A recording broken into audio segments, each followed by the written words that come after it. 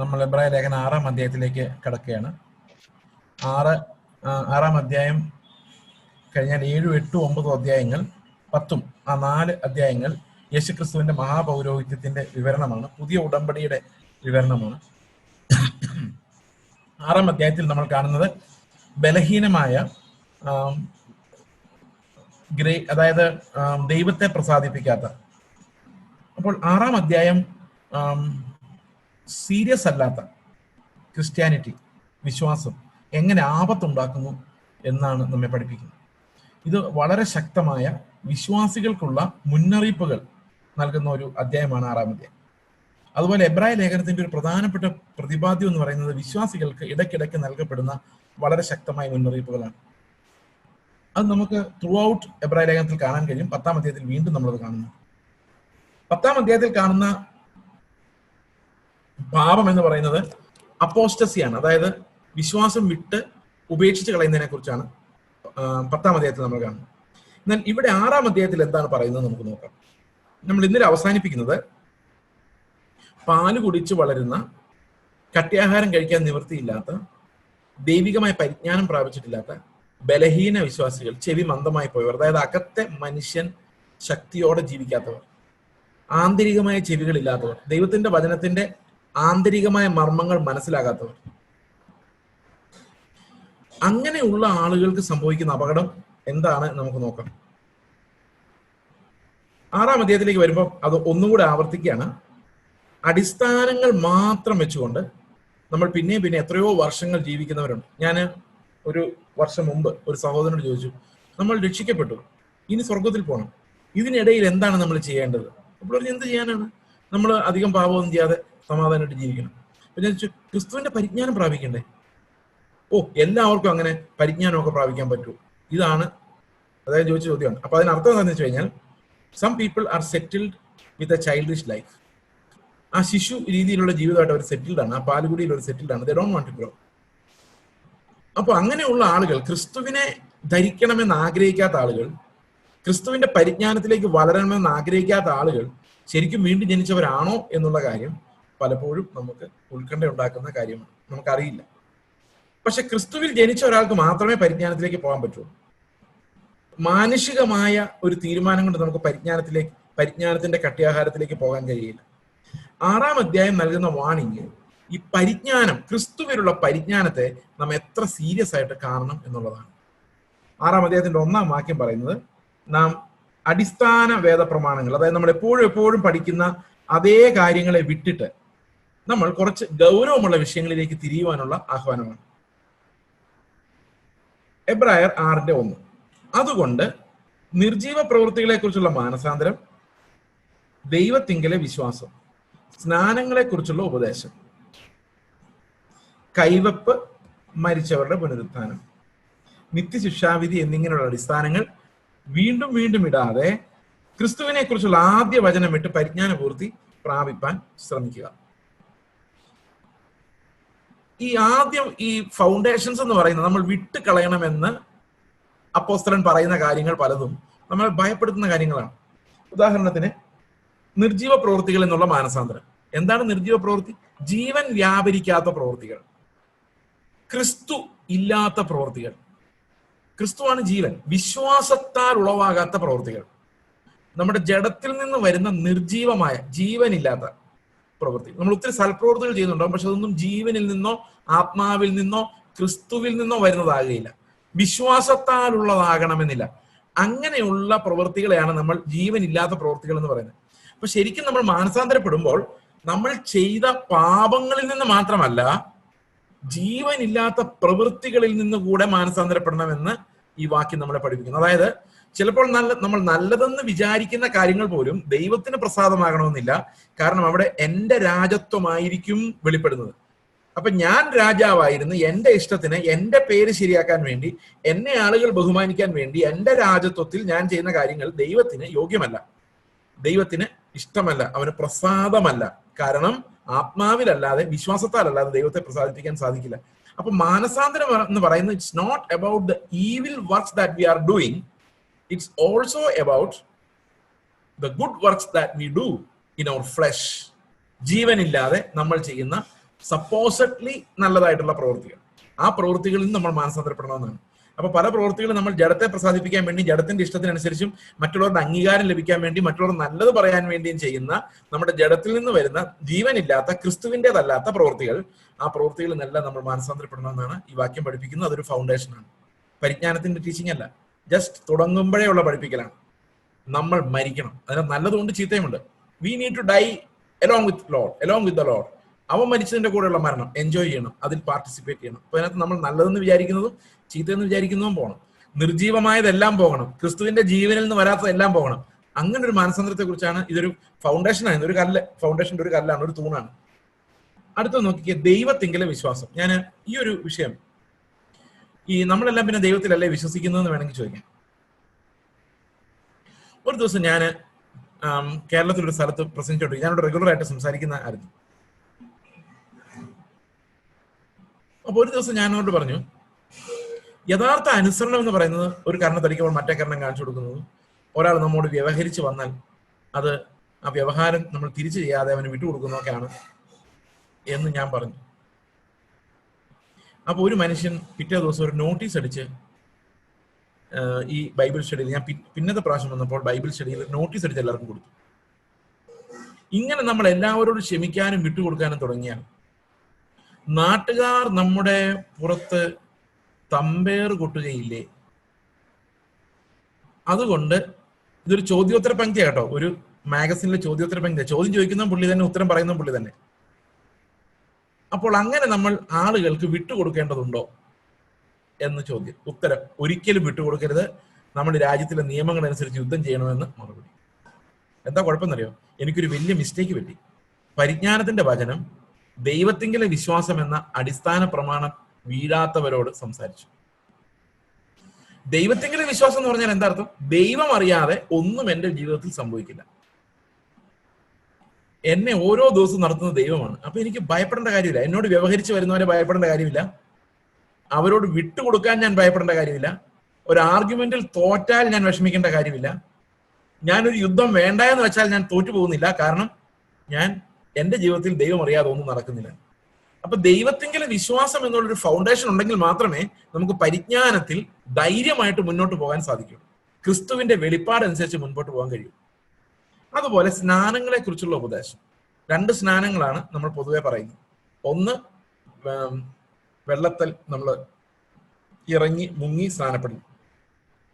മറ്റൊന്ന്, ആത്മാവ് നമ്മുടെ മേൽ വന്ന് നമ്മൾ ആത്മാവിന്റെ സ്നാനം പ്രാപിക്കുന്നു. ഈ 2 സ്നാനങ്ങളാണ് ഒരു വിശ്വാസി ജീവിതത്തിൽ അനുഭവിക്കേണ്ടത്. ഈ 2 കാര്യങ്ങളുമേ ഉള്ളൂ. 2 സ്നാനം മാത്രമേ ഉള്ളൂ. ഒന്ന് വെള്ളത്താലും മറ്റൊന്ന് ആത്മാവിനാലും. ഓക്കെ, ഇതിനിടയിൽ തീയിലൂടെ എന്ന് പറഞ്ഞൊരു സ്നാനമില്ല. അഗ്നിസ്നാനം, അത് കേട്ടിട്ടുണ്ടോ? അഗ്നിസ്നാനം എന്ന് പറഞ്ഞ, അപ്പൊ സ്നാനത്തിന്റെ ഉപദേശം വ്യക്തമാണ്, ക്ലിയർ ആണ്. വെള്ളത്താലും ആത്മാവിനാലും വീണ്ടും ജനിക്കും. നമുക്കത് എങ്ങനെ മനസ്സിലാക്കാം? ശിഷ്യന്മാരുടെ ജീവിതം നമ്മൾ നോക്കിക്കഴിഞ്ഞാൽ അവർ വെള്ളത്തിൽ സ്നാനപ്പെടുന്നുണ്ട്, അല്ലെ? അത് ആദ്യത്തെ ശിഷ്യന്മാരെ കുറിച്ച് അത് എവിടെ വെച്ചാന്ന് വ്യക്തമല്ലെങ്കിൽ പോലും നമ്മൾ അത് അങ്ങനെയാണ് അസ്യൂം ചെയ്യുന്നത്. ആത്മാവിനെ പ്രാപിക്കുന്നുണ്ട്. പക്ഷെ അത് കഴിഞ്ഞ് ഇവർക്ക് തീയിലൂടെയുള്ള ഒരു സ്നാനം എന്ന് പറഞ്ഞൊരു സാധനം അവിടെയും കാണുന്നില്ല. തന്നെയുമല്ല, മത്തായിയുടെ സുവിശേഷത്തിലും ലൂക്കോസിന്റെ സുവിശേഷത്തിലും ഈ അഗ്നി സ്നാനത്തെ കുറിച്ച് പറയുന്ന വാക്യങ്ങൾ നമ്മൾ ശ്രദ്ധിച്ചാൽ അത് ഈ കുറച്ചുകൂടെ ക്ലാരിറ്റിയിൽ നമുക്ക് മനസ്സിലാവും. നമുക്കൊന്ന് വായിക്കാം. മത്തായിയുടെ സുവിശേഷം 3-ാം അധ്യായം, 3-ാം അധ്യായത്തിന്റെ 15-ാം വാക്യം. ഓക്കെ, 10-ാം വാക്യം മുതൽ 11-ാം വാക്യം മുതൽ. ഞാൻ നിങ്ങളെ മാനസാന്തരത്തിനായി വെള്ളത്തിൽ സ്നാനം ഏൽപ്പിക്കുന്നതേ ഉള്ളൂ. എന്റെ പിന്നാലെ വരുന്നവൻ എന്നേക്കാൾ ബലവാനാകുന്നു. അവന്റെ ചെരുപ്പ് ചുമപ്പാൻ ഞാൻ മതിയായവനല്ല. അവൻ നിങ്ങളെ പരിശുദ്ധാത്മാവിലും തീയിലും സ്നാനം കഴിക്കും. അടുത്ത വാക്യം നോക്കി. വീശുമുറം അവന്റെ കയ്യിലുണ്ട്. അവൻ കളത്തെ മുറ്റും വെടിപ്പാക്കി ഗോതമ്പ് കളപ്പുരയിൽ കൂട്ടിവെക്കുകയും പതിർ കെടാത്ത തീയിലിട്ട് ചുട്ടുകളയുകയും ചെയ്യും. അപ്പൊ തീ ഉണ്ടോ അവിടെ? ഇപ്പൊ യോഹന്നാൻ പറയുന്നത്, എന്റെ പിന്നാലെ വരുന്നവൻ നിങ്ങളെ രക്ഷിക്കാനും ന്യായം വിധിക്കാനും അധികാരമുള്ളവനാണ്. അവൻ ജനങ്ങളെ വേർതിരിച്ച് ചിലരെ ജീവനിലേക്കും മറ്റു ചിലരെ തീയിലിട്ട് ചുട്ടുകളയുന്ന അവസ്ഥയിലേക്കും തള്ളിവിടാൻ അധികാരമുള്ള ന്യായാധിപതിയാണ് എന്റെ പിന്നാലെ വരുന്നത്. അവന്റെ വരവിന് ഒരു മുന്നോടിയായി നിങ്ങളെ ഒരുക്കാൻ മാത്രമേ എനിക്ക് അവകാശമുള്ളൂ. ഇതാണ് യോഹന്നാൻ പറയുന്നത്. ഇനി ലൂക്കോസിന്റെ സുവിശേഷം വായിക്കുമ്പോൾ ലൂക്കോസിന്റെ സുവിശേഷം 3-ാം അധ്യായത്തിലും ഇതേ കാര്യം ആവർത്തിക്കുന്നുണ്ട്. ലൂക്കോസിന്റെ 3-ലേക്ക് നമ്മൾ വരുമ്പോൾ 3-ാം അധ്യായം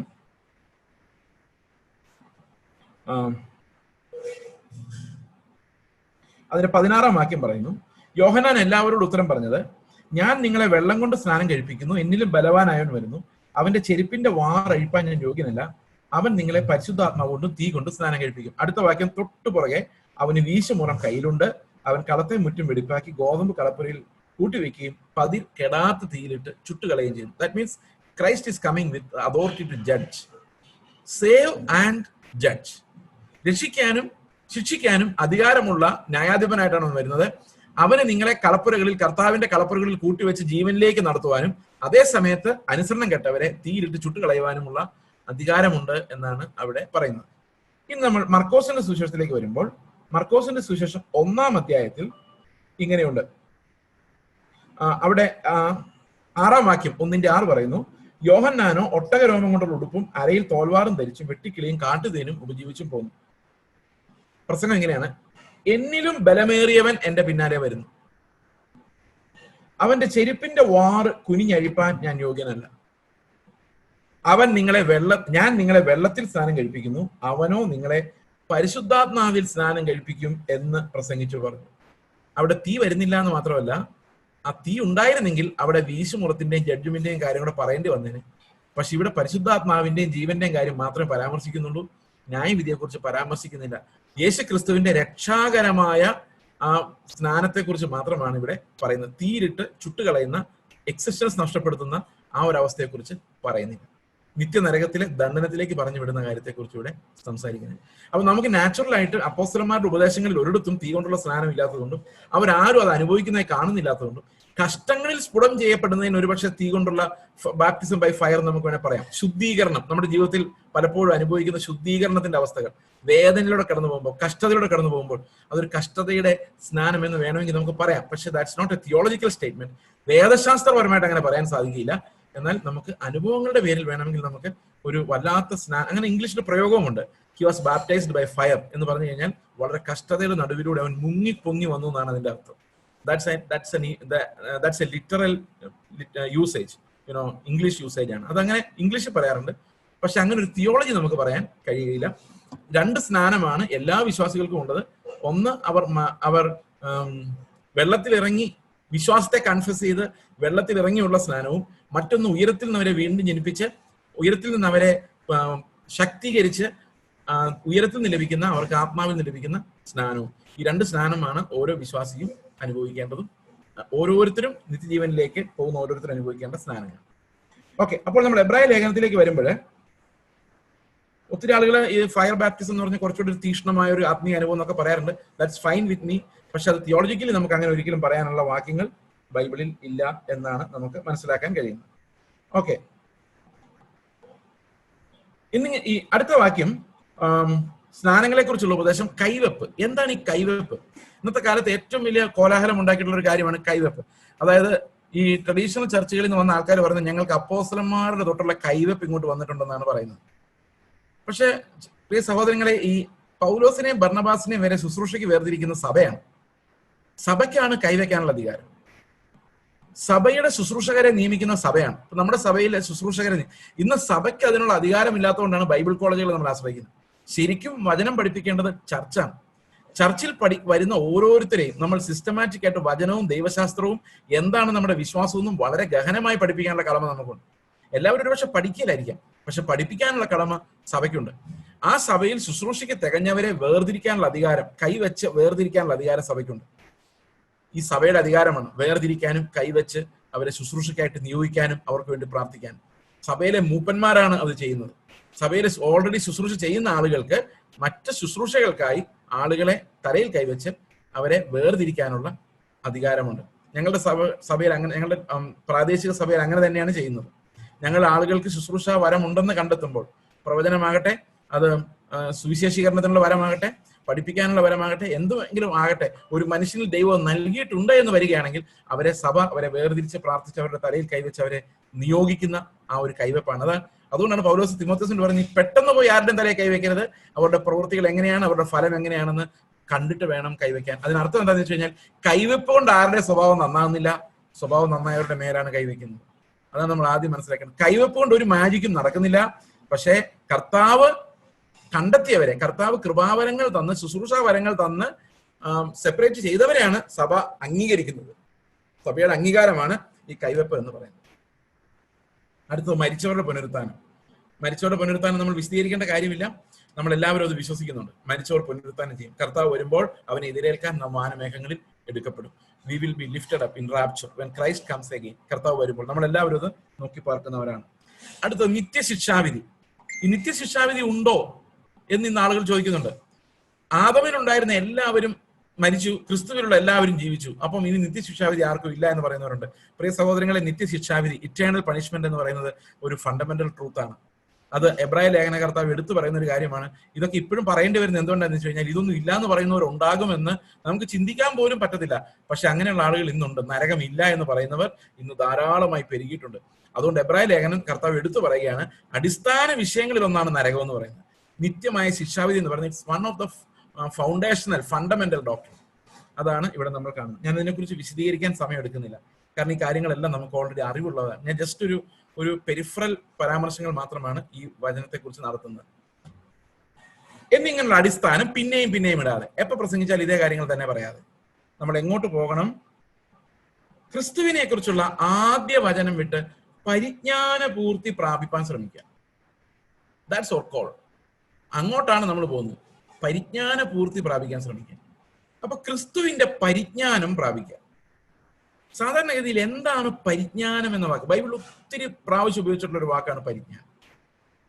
2 പത്രോസിന്റെ ലേഖനം, ഇതിനുശേഷം നമ്മൾ അങ്ങോട്ട് പോകുമ്പോഴേക്കും പരിജ്ഞാനം വളരെ വിശദമായിട്ട് പ്രതിപാദിക്കുന്നു. 2 പത്രോസിന്റെ ലേഖനം 1-ാം അധ്യായം മുഴുവൻ പരിജ്ഞാനത്തെ കുറിച്ചാണ്. എന്താണ് ഈ പരിജ്ഞാനം എന്ന് പറയുന്നത്? പരിജ്ഞാന പൂർത്തിക്ക് വേണ്ടിയുള്ള ഓട്ടം. What do we mean by that? ഞാൻ ഇതിനൊരു എക്സാമ്പിൾ, എൻ്റെ ജീവിതത്തിൽ ഞാൻ അനുഭവിച്ച ഒരു കാര്യം ഞാൻ നിങ്ങളോട് പറയും. ഒരു ദിവസം, ഒരു മേ ബി 3 years ബാക്ക്, ഞാനൊരു റോമൻ കത്തോലിക്ക പള്ളിയിൽ ഒരു കുർബാനയല്ല, ഒരു കല്യാണം കൂടാൻ വേണ്ടി പോയി. കുർബാനയല്ല കേട്ടോ, കല്യാണം കൂടാൻ. പക്ഷെ എനിക്ക് വിഗ്രഹങ്ങൾ ഇരിക്കുന്ന പള്ളി ആയതുകൊണ്ട് എനിക്ക് ഇതിനകത്ത് കയറാൻ ഒരു സന്തോഷം തോന്നാത്തതുകൊണ്ട് ഞാനിങ്ങനെ വെളിയിൽ ഒരു സഹോദരനായിട്ട് ഇങ്ങനെ വെളിയിൽ നിൽക്കുവാൻ. അദ്ദേഹം ഒരു യാക്കോബക്കാരനാണ്. അപ്പൊ അദ്ദേഹം അകത്തോട്ട് നോക്കിയിട്ട് എന്നോട് പറയാണ്, ഈ റോമൻ കത്തോലിക്കരുടെ യേശുക്രിസ്തു ഇതുവരെ ക്രൂശിൽ എഴുന്നേറ്റ് പോയില്ലേ എന്ന് പറഞ്ഞാൽ, റോമൻ കാത്തലിക്സിന്റെ അൾത്താരയിൽ യേശുക്രിസ്തു എപ്പോഴും ക്രൂശിതനായി കിടക്കുകയാണ്. എന്നാൽ യാക്കോബക്കാരുടെ മദ്ബഹായിൽ യേശുക്രിസ്തു എഴുന്നേറ്റ് പോയ ക്രൂശാണുള്ളത്. അപ്പൊ യാക്കോബക്കാർക്ക് ഒരു ഗമയുണ്ട്, ഞങ്ങളുടെ യേശുക്രിസ്തു ഉയർത്തെഴുന്നേറ്റ ക്രിസ്തു, ഇവരുടെ യേശുക്രിസ്തു ഇപ്പോഴും ക്രൂശിൽ കിടക്കുന്ന ക്രിസ്തുവാണ്. അപ്പൊ ഞാൻ ഇതിങ്ങനെ നോക്കിയപ്പം, യേശുക്രിസ്തുവിന്റെ ഇമേജ് നോക്കിയപ്പം എനിക്ക് തോന്നുകയാണ്, ഈ 1994 അമേരിക്കയിൽ വെച്ച് ഒരു വേൾഡ് കപ്പ് നടക്കുന്ന കാലം. അതാണ് ഞാൻ എൻ്റെ ജീവിതത്തിൽ ആദ്യമായിട്ട് കാണുന്ന ഫുട്ബോൾ മാച്ച്. അന്നാണ്, അവിടെ വെച്ചാണ് ഞാൻ ഹോസ്റ്റലിലാണ് പഠിക്കുന്നത്, താമസിക്കുന്നത്, കോളേജ് ഹോസ്റ്റൽ. അവിടെ ഈ ഇറ്റലിയുടെ ഒരു കളിക്കാരനായിരുന്നു, റോബർട്ടോ ബാജിയോ. എനിക്ക് യേശുക്രിസ്തുവിന്റെ ഫേസ് കാണുമ്പോൾ ആ പുള്ളിനെ ഓർമ്മ വരുന്നത്. ഞാൻ ഓർത്ത്, എന്റെ ദൈവമേ, ഇത് അയാളെ പോലെ ഉണ്ടല്ലോ ഈ പ്രതിമ ഉണ്ടാക്കി വെച്ചിരിക്കുന്നത്. പിന്നെ ഞാൻ ഈ കാത്തലിക്സിന്റെ യേശുക്രിസ്തുവിനെ എവിടെ കണ്ടാലും നോക്കാൻ തുടങ്ങി. എല്ലാവർക്കും ഒരുമാതിരി ഇറ്റാലിയൻ കട്ട, ഉയർന്ന ചീക്ക് ബോൺസ്, നീണ്ട താടി, നല്ല ഹൈറ്റുള്ള നീല കണ്ണുള്ള വൈറ്റ് മാൻ ആണ് യേശുക്രിസ്തു. അവരുടെ ശ്രദ്ധിച്ചിട്ടുണ്ടോ? എല്ലാ യേശുക്രിസ്തുവിന്റെയും നാട്ടിൽ ഈ ദുഃഖവെള്ളിയാഴ്ച കാണാം, നമ്മൾ അവർ എടുത്തുകൊണ്ട് ഇങ്ങനെ പോകുന്നത്. എല്ലാ ഇറ്റാലിയൻ, ഒരു യൂറോപ്യൻ ഫേസ് ആണ് ക്രിസ്തുവിന്. അതേസമയത്ത് നമ്മൾ യാക്കോബക്കാരുടെ യേശുക്രിസ്തുവിനെ നോക്കുകയാണെങ്കിൽ ഒരു സിറിയൻ ലുക്കാണ്, ഒരു ഒസമ ബിൻ ലാദൻ, ഒരു ടൈപ്പ് താടിയൊക്കെ ആയിട്ടുള്ള ഒരു യേശുക്രിസ്തുവിന്റെ ഇമേജ് അവർ വരച്ചു വയ്ക്കും. ഞാൻ ഇങ്ങനെ ഇത് അന്വേഷിക്കാൻ തുടങ്ങിയപ്പോൾ ഓരോരുത്തരും വരച്ചു വയ്ക്കുന്ന ഓരോ രീതിയിലുള്ള യേശുവിനെ. പിന്നെ നമ്മൾ വിശ്വാസത്തിൽ വന്നു കഴിഞ്ഞാൽ കുറെ നാളത്തേക്ക് നമ്മുടെ ഹൃദയത്തിൽ ഏതെങ്കിലും ഒരു താടി വെച്ച യേശുവിനെ ഓർമ്മ വരുള്ളൂ. കർത്താവ് എന്ന് പറയുമ്പോൾ അത് കുറെ ആ വിഗ്രഹം നമ്മുടെ ഉള്ളിൽ കയറി കഴിഞ്ഞാൽ ഇറങ്ങിപ്പോകാൻ ഭയങ്കര പാടാണ്. ആത്മാവിൽ ദൈവത്തെ ആരാധിക്കാൻ, അവന്റെ മഹത്വത്തിൽ കാണാൻ പറ്റാതെ നമ്മൾ ആ ഫോട്ടോയിലെ ക്രിസ്തുവിനെയാണ് എത്രയോ വർഷങ്ങൾ കഴിഞ്ഞാൽ അതിനകത്ത് രക്ഷപ്പെടാത്ത ആൾക്കാരുണ്ട്. ക്രൈസ്റ്റ് എന്ന് പറയുമ്പോൾ പെട്ടെന്ന് താടിയും മുടി ഓർമ്മ വരുന്നു. That itself is an idolatry. ഞാൻ ഒത്തിരി കഷ്ടപ്പെട്ടു അത് തൂത്തുകളയാൻ, ക്രിസ്തുവിനെ ആത്മാവിൽ അറിയുവാൻ. അതൊരു ഒരു ദൈവ കൃപയാണെന്ന് ഞാൻ വിശ്വസിക്കുന്നു. We need to escape from that idolatrous forms. Anyway, അപ്പൊ ഞാൻ പണ്ട് ബൈബിൾ കോളേജ് പഠിച്ചപ്പോൾ അവിടെ ആരോ ഒത്തിരി വിവരം ഉണ്ടായി കഴിഞ്ഞ് വിവരം ഇല്ലാതെ പോകുന്ന ആൾക്കാരുണ്ടല്ലോ. അങ്ങനെ ഒരാളൊരു ബുക്ക് എഴുതി വെച്ചിട്ടുണ്ടായിരുന്നു. അതിന്റെ ഫ്രണ്ടില് ഈ കറുത്ത വർഗ്ഗക്കാരനായ യേശു ക്രിസ്തുവിനെ പോലെ ഒരു ഇമേജ് ഉണ്ടാക്കി വെച്ചു. അപ്പൊ ഞാനിങ്ങനെ ആലോചിക്കായിരുന്നു, ശരിക്കും യേശുവിന്റെ ഇമേജ് എന്താ? യേശുവിനെ ശരിക്കും നോക്കി എങ്ങനെ ഇരിക്കുമായിരുന്നു? നമ്മുടെ മനസ്സിലേക്ക് പെട്ടെന്ന് വരുന്ന ഈ ഡാവിഞ്ചി വരച്ച യേശുക്രിസ്തുവിനെ, അത് യേശുക്രിസ്തുവിനെ പോലൊന്നും അല്ല. നമുക്കറിയാൻ പറ്റത്തില്ല അതൊന്നും. ഞാൻ ഇങ്ങനെ ആലോചിച്ചു, ലോകത്തിലെ 800 കോടി ജനങ്ങളുണ്ടെങ്കിൽ 800 കോടി ജനങ്ങൾ രക്ഷിക്കപ്പെടുന്ന എത്ര പേരെന്ന് നമുക്കറിയത്തില്ല. അത്രയും പേരുടെ പാപങ്ങളാണ് കാൽവരി ക്രൂശിൽ തീർന്നത്. ബാക്കിയുള്ളവരുടെ കടം ഇനി പോകാനുള്ള ഒരു വീട്ടിക്കുള്ളൂ, ആ നരകത്തിൽ കിടന്നേ വീട്ടാൻ പറ്റുള്ളൂ. പക്ഷെ വിശ്വസിക്കുന്നവരുടെ എല്ലാം കടങ്ങൾ തീർന്നിട്ടുണ്ട്.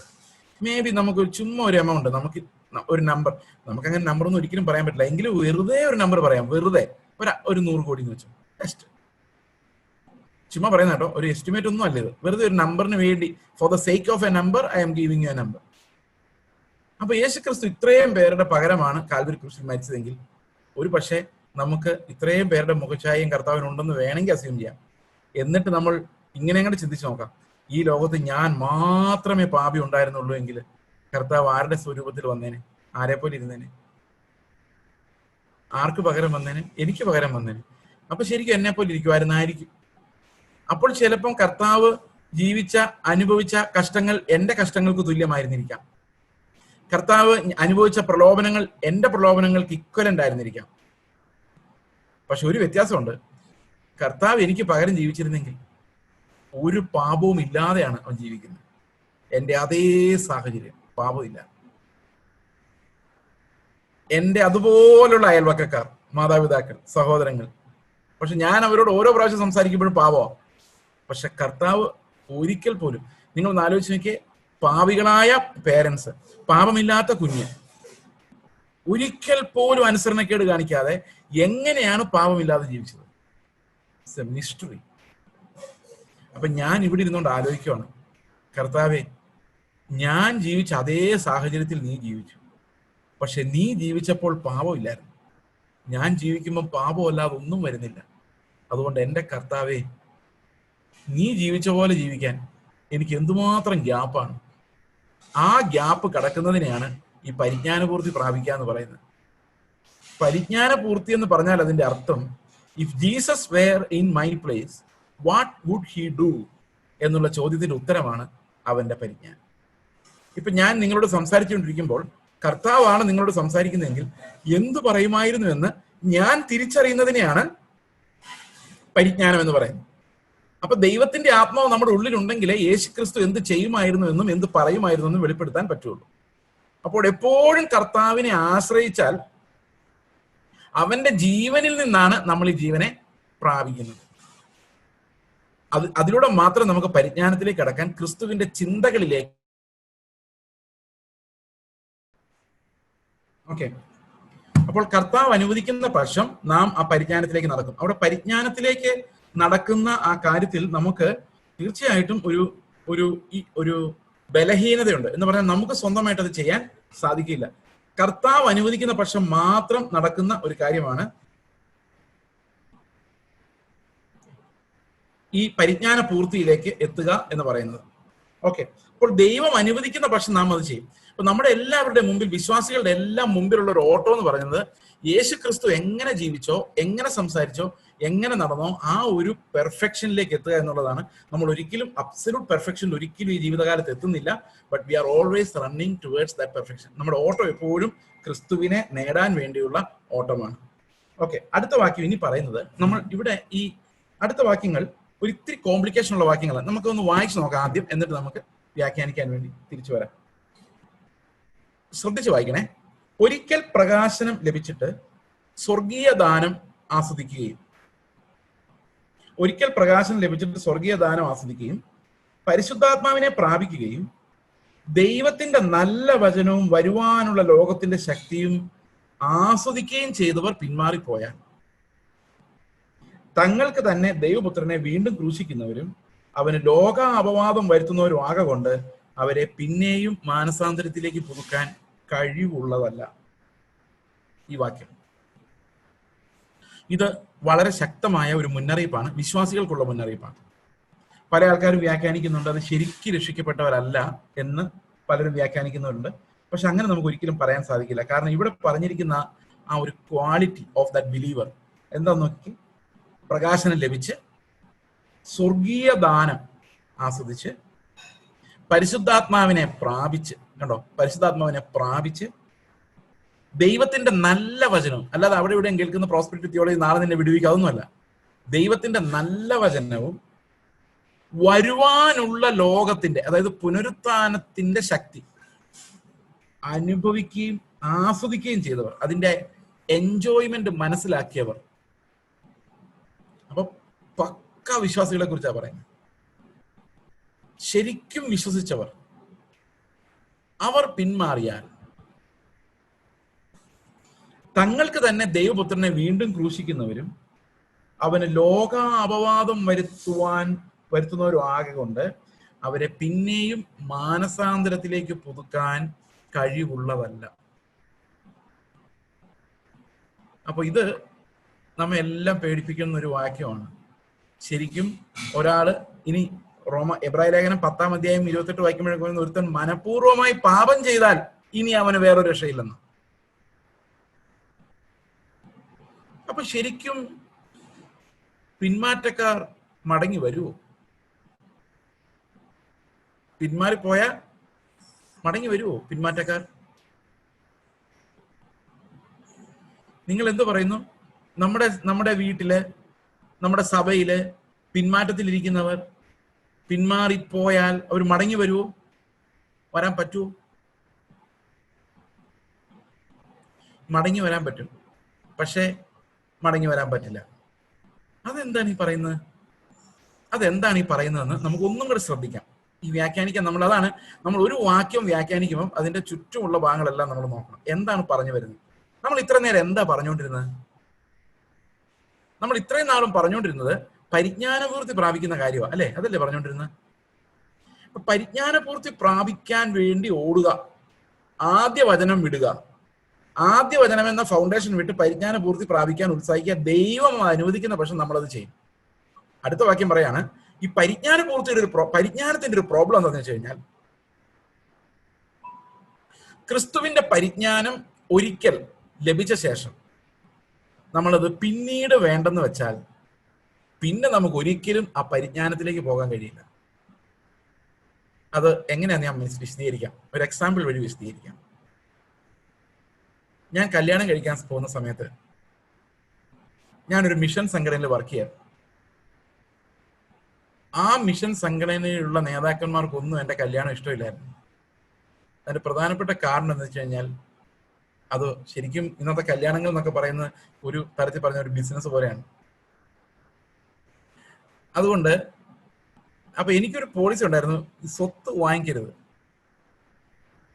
സ്ത്രീധനം വാങ്ങിക്കരുത്, സ്വത്ത് വാങ്ങിക്കരുത്, ഷെയർ വാങ്ങിക്കരുത്, ഒന്നും വാങ്ങിക്കരുത്. അതായിരുന്നു എൻ്റെ പോളിസി. അപ്പൊ ഈ മിഷനിൽ ഒരു ലീഡർ എന്നെ എങ്ങനെ അഡ്വൈസ് ചെയ്യുവാണ്, നിങ്ങൾ അഡ്വൈസ് എങ്ങനെയുണ്ടെന്ന് നോക്കിയോണേ. ഒരു പ്രായമായ ആളാണ്.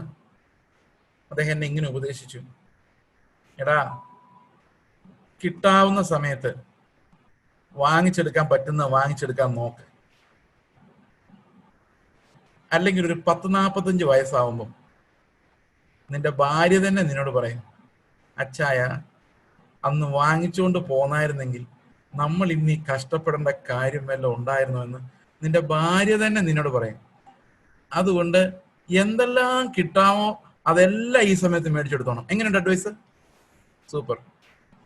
പക്ഷെ എനിക്ക് അന്ന് കിട്ടിയ മറുപടി എന്താണെന്ന് വെച്ചാൽ, ഞാൻ അദ്ദേഹത്തോട് പറഞ്ഞു, 45 വയസ്സാകുമ്പോൾ ഞാൻ പാപം ചെയ്തോളാം, ചെയ്യുമായിരിക്കാം, പക്ഷെ 27-ാം വയസ്സിൽ അത് ചെയ്യണ്ടല്ലോ, അതുകൊണ്ട് വേണ്ട. പിന്നെ ഞാൻ കുറെ ആലോചിച്ചു, എന്താണ് ഈ പുള്ളി 45 എന്ന് പറയാൻ കാരണം? ഇപ്പൊ എനിക്ക് ഏതാണ്ട് ആ പ്രായമാണ്. ഇപ്പോഴാണ് എനിക്ക് മനസ്സിലായത് പുള്ളി അന്ന് പറഞ്ഞതിന്റെ പൊരുൾ എന്താണെന്നുള്ള കാര്യം. പ്രിയ സഹോദരങ്ങളെ, നമ്മൾ ജീവിത യാത്ര ആരംഭിക്കുമ്പോൾ എനിക്ക് ഒരു ലക്ഷ്യമുള്ളൂ, കർത്താവിനെ പ്രസാദിപ്പിക്കും. അപ്പോൾ ഇങ്ങനൊരു തീരുമാനം ഞങ്ങൾ കർത്താവിന് മുമ്പിൽ, ഞാൻ എൻ്റെ ഭാര്യയോട് പറഞ്ഞു, നിന്റെ വീട്ടിൽ നീ ഒന്നും കൊണ്ടുവന്നില്ലെന്നോർത്ത് വിഷമിക്കേണ്ട, എൻ്റെ വീട്ടിൽ നിന്ന് ഞാനും ഒന്നും എടുക്കുന്നില്ല, ദൈവം എന്തെങ്കിലും തന്നെങ്കിൽ മാത്രം മതി എനിക്ക്, നമുക്ക്. പിന്നെ ഒരു കാര്യം കർത്താവിനോട് പറഞ്ഞു, കർത്താവ് നിന്റെ പേരിൽ നാമത്തിൽ ഞങ്ങൾ ധനവാന്മാരാകില്ല, ഞങ്ങൾ മരിക്കുമ്പോൾ ഞങ്ങളുടെ പേരിൽ യാതൊരു അസറ്റും ഫിക്സഡ് ഡിപ്പോസിറ്റും സ്ഥാവര വസ്തുക്കളും ഒന്നും ഉണ്ടാകാൻ പാടില്ല. ഓരോ ദിവസവും ഞങ്ങൾ വിശ്വാസം. എങ്ങനെയുണ്ട്? കുഴപ്പമില്ലല്ലേ? പക്ഷെ ഈ 45 വയസ്സാകുമ്പോൾ എന്താ സംഭവിക്കുന്ന അറിയാമോ? ഈ 45 വയസ്സാകുമ്പം നമുക്ക് പതുക്കെ ഈ ഒരു യാത്രയിൽ നിന്ന് പിന്മാറാനുള്ള ഒരു ഭയങ്കരമായ പ്രചോദനം ഉണ്ടാവും. ആ പ്രചോദനം വളരെ സീനിയർ ആയിരുന്ന ഒരാൾക്ക് പെട്ടെന്ന് മനസ്സിലായി. അദ്ദേഹം എന്നോട് പറയുകയും ചെയ്തു. എന്താണ് ആ പിന്മാറ്റം?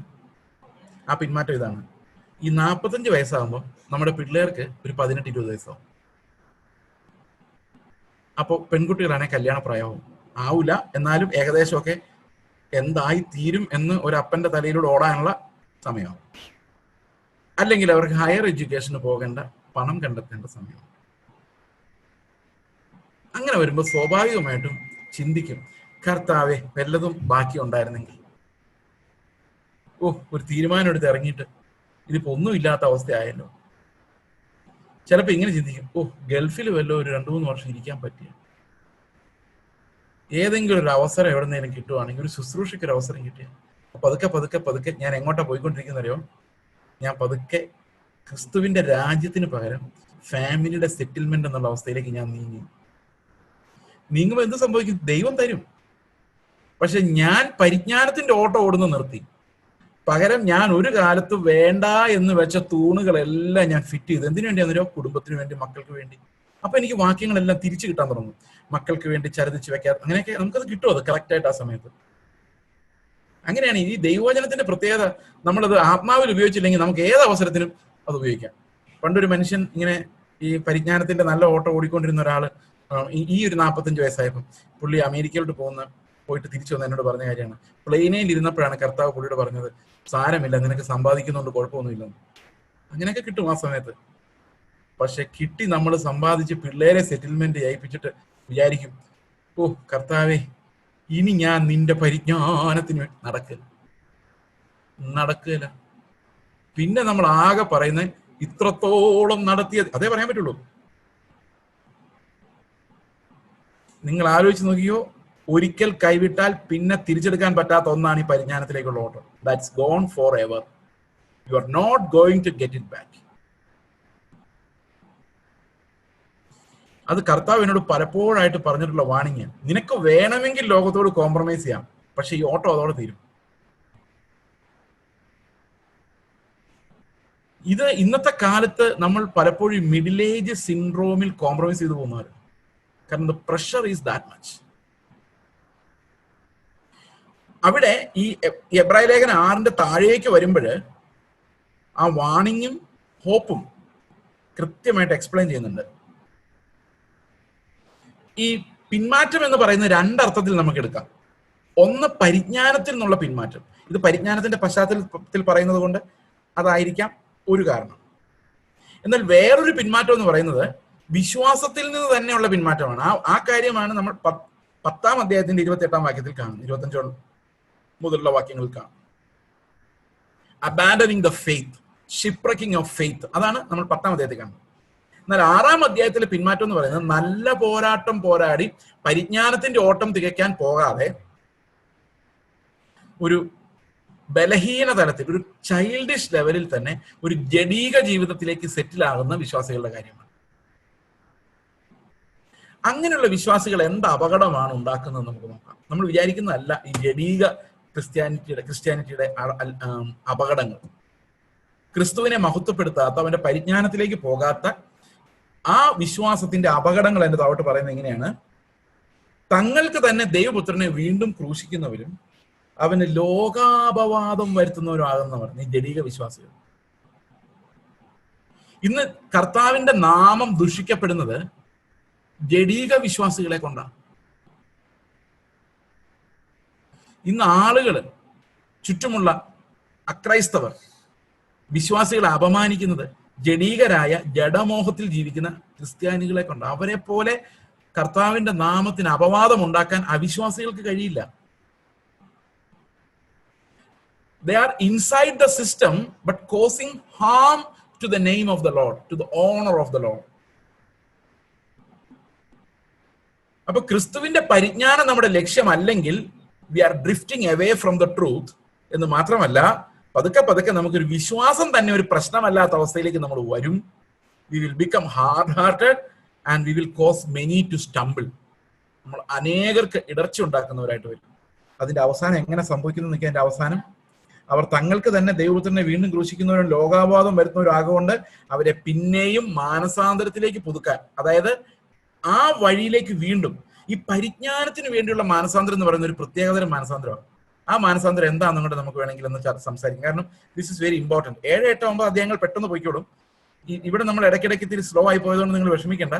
7, 8, 9 അധ്യായങ്ങൾ ഇത്തിരി സ്പീഡിൽ പോകാൻ നമുക്ക് പറ്റും. കാരണം that's more of A narration. Narration വരുമ്പോൾ നമുക്ക് ഈസിയാണ്, പക്ഷെ എക്സ്പ്ലനേഷൻ വരുമ്പോൾ നമ്മൾ കുറച്ചുകൂടെ സമയമെടുക്കും. എന്താണ് ഈ പരിജ്ഞാനത്തിലുള്ള മാനസാന്തരം? ഓക്കെ, നമുക്ക് എല്ലാവർക്കും ഒരു അടിസ്ഥാനപരമായ മാനസാന്തരപ്പെട്ടിട്ടാണ് നമ്മളെല്ലാവരും വന്നിരിക്കുന്നത്. But there is something called another repentance that leads us to knowledge of the Lord. ദൈവത്തിന്റെ പരിജ്ഞാനത്തിലേക്ക് നമ്മൾ എത്തിക്കുന്ന ഒരു മാനസാന്തരമുണ്ട്. ആ മാനസാന്തരം നമുക്ക് ഫിലിപ്പി ലേഖനത്തിലാണ് കാണാൻ പറ്റുന്നത്. നമുക്ക് ഫിലിപ്പി ലേഖനം 3-ാം അധ്യായം വായിക്കുമ്പോൾ we can see that repentance. What is that repentance that leads us to the knowledge of Christ? 3-ാം അധ്യായത്തിന്റെ 6-ാം വാക്യം നമ്മൾ കഴിഞ്ഞ ദിവസം വായിച്ചാണ്, ഓർമ്മയുണ്ടാവും. നീതിയെ കുറിച്ച് പറയാൻ, ശുഷ്കാന്തി സംബന്ധിച്ച് സഭയെ ഉപദ്രവിച്ച് ന്യായപ്രമാണത്തിന്റെ നീതി സംബന്ധിച്ച് അനിന്ദ്യം, നമ്മളത് വായിച്ചു. അതുപോലെ തന്നെ നമ്മൾ റോമാലേഖനം 9-ഉം 10-ഉം അധ്യായങ്ങളിൽ ഭാഗങ്ങളും ഒക്കെ വായിച്ചായിരുന്നു. എങ്കിലും എനിക്ക് ലാഭമായിരുന്നതൊക്കെ ഞാൻ ക്രിസ്തു നിമിത്തം ഛേദം എന്നെണ്ണിയിരിക്കുന്നു, നഷ്ടം എന്നെണ്ണിയിരിക്കുന്നു. അടുത്ത വാക്യം നോക്കി. അത്രയുമല്ല, എന്റെ കർത്താവായ ക്രിസ്തു യേശുവിനെ കുറിച്ചുള്ള പരിജ്ഞാനത്തിന്റെ ശ്രേഷ്ഠത നിമിത്തം.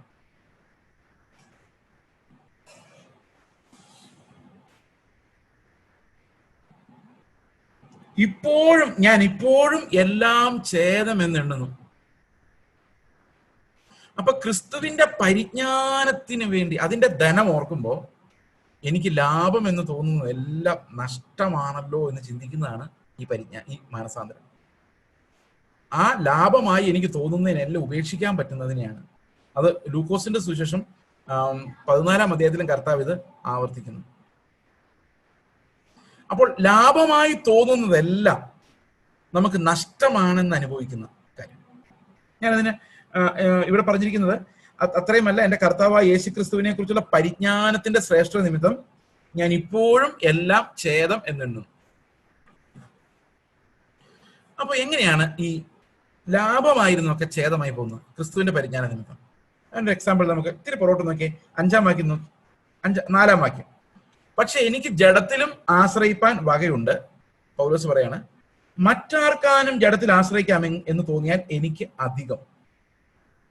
ഓക്കെ, അപ്പൊ ഒത്തിരി അസറ്റ് ഉണ്ടെന്ന് അർത്ഥം. 8-ാം നാളിൽ പരിച്ഛേദനയേറ്റവൻ, ഇസ്രായേൽ ജാതിക്കാരൻ, ബെന്യാമിൻ ഗോത്രക്കാരൻ, എബ്രായരിൽ ജനിച്ച എബ്രായൻ, ന്യായപ്രമാണം സംബന്ധിച്ച് പരീശൻ, ശുഷ്കാന്തി സംബന്ധിച്ച് സഭയെ ഉപദ്രവിച്ചു. ഇതെല്ലാം പൗലോസിന് പുകഴാവുന്ന കാര്യങ്ങളാണ്. നമുക്കതുപോലെ പുകഴാനുള്ള കാര്യങ്ങൾ എന്തൊക്കെയാണ്? ഇന്ന കുടുംബത്തിൽ പിറന്നവൻ, ഇത്ര വിദ്യാഭ്യാസമുള്ളവൻ, ഈ ജാതിയിൽപ്പെട്ടവൻ, പിന്നെ ധനം സമ്പാദിച്ചവൻ. ഇങ്ങനെ നമുക്കും പുകഴാൻ ഇത്തിരി ഇഷ്ടം പോലെ വഴികളുണ്ട്. പൗലോസിനും അങ്ങനെ പുകഴാൻ ഒത്തിരി വഴികളുണ്ടായിരുന്നു. ഈ റിപ്പന്റൻസിനെ കുറിച്ച് ഞാൻ പറയുന്നു. അന്ന് പൗലോസിനെ കുറിച്ച് ചരിത്രം പറയുന്നത് ശരിയൊന്നും ആണെന്ന് യാതൊരു നിർബന്ധമില്ല. നിങ്ങൾ ഒരു കാര്യം ആലോചിക്കണം, ഈ ചരിത്രം എന്ന് പറയുന്നത് ഇൻസ്പയർഡ് ഒന്നും അല്ല. അത് ഓരോരുത്തരും ഓരോന്ന് രീതിയിൽ എഴുതും. പഴയകാല ചരിത്രമല്ലേ, ഇതിനൊന്നും എല്ലാത്തിനൊന്നും തെളിവുകളൊന്നുമില്ല. പക്ഷെ ചരിത്രം പറയുന്നത് പൗലോസ് ഒരു കപ്പൽ മുതലാളിയുടെ മകനായിരുന്നു. പിന്നെ ബൈബിളിൽ തന്നെ പറയുന്ന ഒരു കാര്യമുണ്ട്, റോമൻ പൗരത്വം ജന്മനാ ലഭിച്ച ആളാണ്. സാധാരണ പൈസ കൊടുത്തൊക്കെ ആൾക്കാർ റോമൻ പൗരത്വം വാങ്ങിക്കുവാൻ. പക്ഷെ ജന്മനാ കിട്ടണമെങ്കിലും കുലീന കുടുംബത്തിൽ ജനിച്ചവനും സമൂഹത്തിൽ പ്രധാനിയും അതുപോലെ ഇഷ്ടം പോലെ ധനമുള്ള വിദ്യാഭ്യാസമുള്ള വളരെ, അതൊന്നും പൗലോസോടെ കോട്ട് ചെയ്യുന്നില്ല കേട്ടോ, ഇവിടെ ഒന്നും കോട്ട് ചെയ്യുന്നില്ല. അപ്പൊ പൗലോസ് നിസ്സാരനായ ഒരാളായിരുന്നില്ല, ഒത്തിരി പുകഴാനുണ്ടായിരുന്നു. പക്ഷെ പൗലോസ് പറയാണ്, ക്രിസ്തുവിന്റെ പരിജ്ഞാനം എനിക്ക് ബോധ്യപ്പെട്ടപ്പം ഇതെല്ലാം എനിക്ക് മരമായിട്ട് തോന്നുന്നു, ഡങ്കായിട്ട് തോന്നുന്നു, ഉപേക്ഷിക്കണമെന്ന് തോന്നുവാണ്. ഇതെന്താണ് ഉദ്ദേശിക്കുന്നത്? ഫോർ എക്സാമ്പിൾ, ഇപ്പൊ നിങ്ങൾ ആരെങ്കിലും ഒരാൾ സുവിശേഷ വേലയ്ക്ക് ഇറങ്ങാന്ന് വിചാരിച്ചു, നോർത്ത് ഇന്ത്യക്ക് സുവിശേഷ വേലയ്ക്ക് പോവാം, അപ്പം കഷ്ടപ്പാടാണ്. അപ്പൊ നിങ്ങളുടെ സഭ തീരുമാനിക്കുകയാണ് മാസം തോറും 25,000 രൂപ വെച്ച് ഇവർക്ക് കൊടുത്തേക്കാം. നല്ല ഐഡിയ അല്ലേ? നഷ്ടമാണോ ലാഭമാണോ? ന്യായമായിട്ടും ലാഭമാണെന്ന് നമുക്ക് ഒറ്റയടിക്ക് തോന്നുന്നത് അല്ലേ? പക്ഷെ നഷ്ടമാണ്. എന്താ കാര്യം എന്ന് വെച്ച് കഴിഞ്ഞാൽ, ഒരു നയാ പൈസ ഇല്ലാതെ കർത്താവ് എങ്ങനെയാണ് ആ മരുഭൂമിയിലൂടെ നടന്നതെന്നുള്ള ജ്ഞാനമുണ്ടല്ലോ, അത് കിട്ടുകയില്ല. വേദനയും കഷ്ടവും അനുഭവിച്ച് ഒറ്റപ്പെട്ട് കർത്താവ് ആ മരുഭൂമിയിലൂടെ നമ്മളെ അന്വേഷിച്ച് നടന്നത്, ആ ക്രിസ്തു പിതാവിന്റെ ഇഷ്ടം തേക്കാൻ വേണ്ടി നടന്നപ്പോൾ അവന്റെ ഉള്ളിൽ തോന്നിയ ആ ഫീലിംഗ് ഉണ്ടല്ലോ, അല്ല, അതെനിക്ക് അനുഭവിക്കാൻ പറ്റില്ല പൈസ ഉണ്ടെങ്കിൽ. ഇനി പൈസയുടെ കാര്യം മാത്രമല്ല, വിദ്യാഭ്യാസം തന്നെ എടുത്തു. ഇപ്പൊ ഞാൻ ഗ്രീക്കും ഹീബ്രു എല്ലാം വെച്ച് തകർക്കാന്ന് വെച്ചോ, അത്യാവശ്യം ഗ്രീക്കൊക്കെ ഞാൻ പഠിച്ചിട്ടുണ്ട്, ഒരു നല്ല മാർക്കോടെ ഗ്രീക്ക് പാസ്സായിട്ടുണ്ട്. പക്ഷെ അതിനോട് ഞാൻ മരിച്ചില്ലെങ്കിൽ നിങ്ങൾ ഈ 4-5 ദിവസം എന്തായിരിക്കും കേൾക്കുന്നതെന്നറിയോ? മുഴുവൻ മനുഷ്യന്റെ വിവരമില്ലാത്ത പാണ്ഡിത്യം. നഷ്ടമായി പോയനെ. ലോകത്തിൽ നമ്മൾ അസറ്റ് എന്ന് വിചാരിക്കുന്ന ഒക്കെ ദൈവത്തിന്റെ പരിജ്ഞാനം, ക്രിസ്തുവിന്റെ പരിജ്ഞാനം സംബന്ധിച്ച് നോക്കുമ്പോൾ നഷ്ടമാണ്. ഒരു എക്സാമ്പിൾ ഞാൻ നിങ്ങളോട് പറയാം. IAS എക്സാം പാസ്സായ ഒരു മനുഷ്യൻ സുവിശേഷ വേലയ്ക്ക് ഇറങ്ങുന്നതാണോ, അതോ 10ാം ക്ലാസ്സിൽ 4 പ്രാവശ്യം തോറ്റ ഒരുത്തൻ സുവിശേഷ വേലയ്ക്ക് ഇറങ്ങുന്നതാണോ എളുപ്പം? ഏതാ എളുപ്പം? നിങ്ങൾ മൂളണ്ട, ഒന്നും ചെയ്യണ്ട. പക്ഷെ നമുക്കറിയാം 10ാം ക്ലാസ്സിൽ 4 പ്രാവശ്യം തോറ്റാൽ അവൻ ഉറപ്പായിട്ടും സുവിശേഷ വേലയ്ക്ക് ഇറങ്ങി കാണും. ഞാനിത് പറയാൻ കാരണം, വർഷങ്ങൾക്ക് മുമ്പ് ഞാൻ അടിമാലി നിൽക്കുമ്പം ഒരു സഹോദരൻ എൻ്റെ അടുത്ത് വന്നു, എന്നിട്ട് പറഞ്ഞു, പാസ്റ്റർ എൻ്റെ മോന് വേണ്ടി ഒന്ന് പ്രാർത്ഥിക്കണം. ഞാൻ വെച്ചു, എന്താണ്? അവനെ 10ാം ക്ലാസ് പരീക്ഷ എഴുതിയിരിക്കുക, ജയിക്കാൻ വേണ്ടി പ്രാർത്ഥിക്കണം. ഞാൻ പറഞ്ഞു, ഓക്കെ പ്രാർത്ഥിക്കാം. ഉടനെ പുള്ളി പറയാം, തോറ്റ അവനെ ബൈബിൾ കോളേജ് വിടുമെന്ന് ഞാൻ പറഞ്ഞിട്ടുണ്ട്. ഞാൻ പറഞ്ഞു, അങ്ങനെയാണെങ്കിൽ അവൻ തോക്കാൻ വേണ്ടി ഞാൻ പ്രാർത്ഥിക്കാൻ. പക്ഷെ എന്താ നിങ്ങൾ പറഞ്ഞേ? എന്നാലും പറഞ്ഞു, ബൈബിൾ കോളേജിൽ പോകാൻ ആളില്ലല്ലോ, ഇഷ്ടംപോലെ ആൾക്കാർ +2-നും +1-നും പ്രീ ഡിഗ്രിക്ക് ഇരിക്കുന്നുണ്ട്, പക്ഷെ ബൈബിൾ കോളേജിൽ പോകാൻ ആൾക്കാർ കുറവ്, അതുകൊണ്ട് നിങ്ങളുടെ മകൻ തോറ്റാലല്ലേ നിങ്ങളെ ബൈബിൾ കോളേജ് വിടുള്ളൂ, അപ്പൊ ഞാൻ അതിനുവേണ്ടി പ്രാർത്ഥിക്കാന്ന് പറഞ്ഞു. അപ്പൊ പുള്ളി വളരെ ദേഷ്യത്തോടെ പോയി. 1 വർഷം കഴിഞ്ഞ് ഞാൻ പുള്ളി വേറൊരു സ്ഥലത്ത് വെച്ചു. ഞാൻ ആദ്യമേ ചോദിച്ചു, എങ്ങനെ മോൻ തോറ്റുപോയല്ലേ എന്ന് ചോദിച്ചു. തോറ്റുപോയി പാസ്റ്റർ എന്ന്. ബൈബിൾ കോളേജിൽ വിട്ടോന്ന് ചോദിച്ചു. പറഞ്ഞു, വിട്ടില്ല, ഈ 1 പ്രാവശ്യം കൂടെ തോറ്റാൽ അവനെ വിടാന്ന് വിചാരിക്കുന്നു എന്ന് പറഞ്ഞു. അപ്പം ആയിട്ടില്ല, ഒന്നും കൂടെ ട്രൈ ചെയ്ത് അവിടെയും കൂടെ തോറ്റിട്ട് വേണം ഇനി എങ്ങോട്ട് വിടാൻ, ബൈബിൾ കോളേജിലോട്ട് വിടാൻ. അയാൾ എങ്ങോട്ട് പോയി എന്ന് ഇനി ഞാൻ അറിയുന്നില്ല. പക്ഷെ പ്രിയ സഹോദരങ്ങളെ, ധനവാൻ ദൈവരാജ്യത്തിൽ കിടക്കുന്നതിനേക്കാൾ എളുപ്പം ഒട്ടകം സൂര്യക്കിലോട്ട് പോകുന്നതാണെന്ന് കർത്താവ് പറഞ്ഞ ഈ അർത്ഥത്തിലാണ്. 5 കോടി 50 കോടി സ്വത്തുള്ള ഒരു അപ്പനെ ഇട്ടിട്ട് പോകുന്നതിനേക്കാൾ എത്രയോ എളുപ്പമാണ് നയാ പൈസ കയ്യില്ലാത്ത അപ്പനെ വിട്ട് സുവിശേഷ വേലയ്ക്ക് ഇറങ്ങാൻ. ഈസിയാ. സ്വത്ത് കൂടുന്തോറും നമ്മൾ വിചാരിക്കുന്നത് അസറ്റാന്നാ, പക്ഷെ ദൈവരാജ്യത്തിലൂടെ നോക്കി കഴിയുമ്പോൾ ഇതെല്ലാം നമുക്ക് ഭാരമാണ്. അപ്പൊ പൗലോസ് എങ്ങനെ അനുഭവിക്കുന്നറിയോ? എനിക്ക് കർത്താവ് അനുഭവിച്ച മാത്രം മതി എന്നാ പറയുന്നത്. എല്ലാം വിട്ടിട്ട് പോവാ. ആ ഒരു പരിജ്ഞാനത്തിന്റെ തലത്തിലേക്ക് ഒരാൾ നീങ്ങുമ്പോൾ സ്വത്തുണ്ടോ ഇല്ലയോ, വന്നോ പോയോ, ഇതൊന്നും അവന് പ്രശ്നമല്ല. He's only concerned about the Lord. ബാക്കിയെല്ലാം അവന് വേസ്റ്റാ. ഈ ഒരു മാനസാന്തരത്തിൽ ഇറങ്ങി ഒത്തിരി സുവിശേഷകരുണ്ട്. പക്ഷെ അവരുടെയൊക്കെ അവസാനം എങ്ങനെയാണെന്നറിയോ? അവസാനം സെറ്റിൽമെന്റാ. സെറ്റിൽമെന്റ് എവിടെയാണ്? ഇവിടെ തന്നെ. സ്വർഗത്തിലെ സെറ്റിൽമെന്റ് വേണേ മേടിക്കായിരുന്നു, ഉദാഹരണം കൈക്കൊള്ളാതെ വേണമെങ്കിൽ വേദി ഇവിടെ ഏക്കാമായിരുന്നു. പക്ഷെ അത്രയും അങ്ങോട്ട് പോകാൻ, ആ പരിജ്ഞാനത്തിന്റെ ആ ഒരു ബാരിയർ ക്രോസ് ചെയ്യാൻ പറ്റാതെ ചൈൽഡിഷ് ലെവലിൽ കിടക്കുന്നതുകൊണ്ട് നമ്മൾ ചുറ്റും നോക്കുമ്പോൾ കാണുന്നത് ധനം സമ്പാദിച്ച് ധനവാന്മാരാകുന്ന, വീട് വെക്കുന്ന, സ്ഥലം വാങ്ങിക്കുന്ന, സക്സസ്ഫുൾ ആകുന്ന, എയ്റോപ്ലെയിൻ വാങ്ങിച്ച് കറങ്ങി നടക്കുന്ന പാസ്റ്റർമാരെയാണ് കാണുന്നത്. We don't see Christ reflected through them. അത് പരിജ്ഞാനത്തിന്റെ ഓട്ടം നിലച്ചുപോയ മരുഭൂമിയിലാണ് നമ്മൾ ഇന്ന് താമസിക്കുന്നത്. കേൾപ്പാൻ ചെവിയുള്ളവൻ കേൾക്കട്ടെ.